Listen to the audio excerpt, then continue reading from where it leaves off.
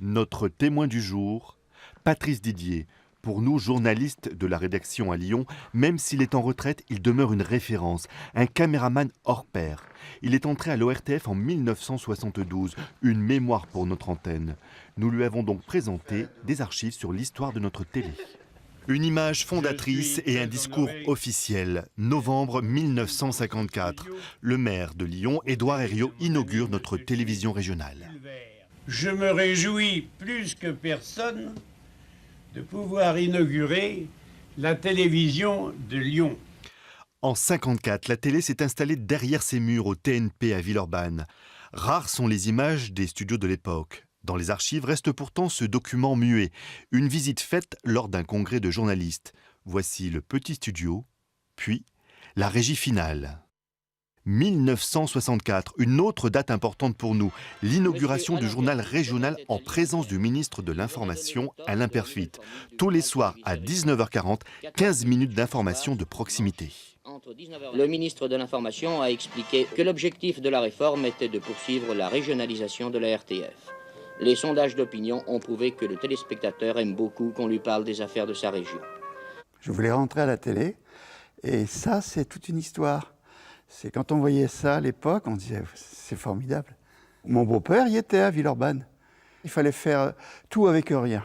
C'était des petits studios et c'était fait avec très peu de moyens. Hein. Je veux dire, ils avaient des petits quarts de 2 ou 3 caméras, pas plus. Et comme me disait mon beau-père, sur les 3 caméras, il y en avait toujours une en panne. Un mur tombe, un nouveau quartier va naître, la Part-Dieu. Les militaires ont abandonné leur caserne. Les militaires ont été très gentils avec la ville de Lyon, avec moi en particulier, pour me céder ce magnifique domaine de 22 hectares en plein cœur de la ville. Nous avons commencé à donner le premier coup de bulldozer et de pioche en même temps pour la construction des 300 premiers logements et également pour l'ouverture du chantier de l'ORTF. Un bâtiment flambant neuf avec de nouveaux studios et une régie dernier cri. Le journal régional, lui, s'est fait une place en or. Nos téléspectateurs le plébiscitent. C'est le président de France 3, Hervé Bourges, qui le dit en 1993. Ce qu'il y a de plus regardé à la télévision française entre 19h10 et 19h30, toutes chaînes confondues, c'est le journal régional dans chaque région. Ah ben on passait notre vie dans une voiture.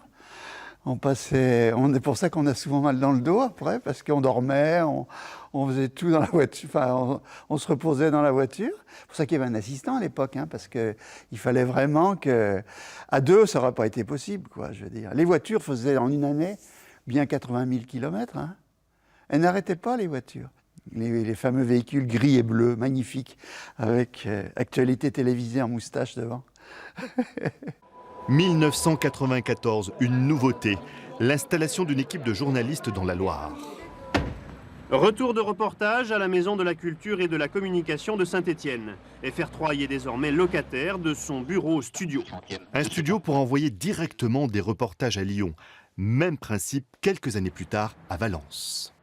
Le terrain, Philippe Dussart et Jean-Louis Bessières vont l'incarner en Drôme Ardèche. Leur bureau, équipé d'un studio et d'une borne audiovisuelle, améliorera considérablement l'acheminement de leur reportage vers la station de Lyon. Quelques années plus tard, 2 bureaux départementaux voient le jour, un à Aubenas en Ardèche, puis un dernier dans l'Ain à Bourg-en-Bresse. À l'aube des années 2000, c'est la création de nouvelles éditions, des journaux locaux, sur le Grand Lyon d'abord. Voici l'équipe qui va travailler à la création de ce journal et le générique auquel 1,6 million de téléspectateurs vont devoir s'habituer. Puis une édition locale à Saint-Étienne. France 3 Loire travaille en numérique, rien qu'en numérique, révolution. La locale qui n'a que 7 minutes pour tout faire, ça change tout. Ça a tout changé. Au journal régional, quand on le regarde maintenant, on se dit ça a guère changé depuis, peut-être pas 54, hein, mais depuis les années 60. Je regrette presque d'avoir, pas quitté la maison, mais de m'être retiré.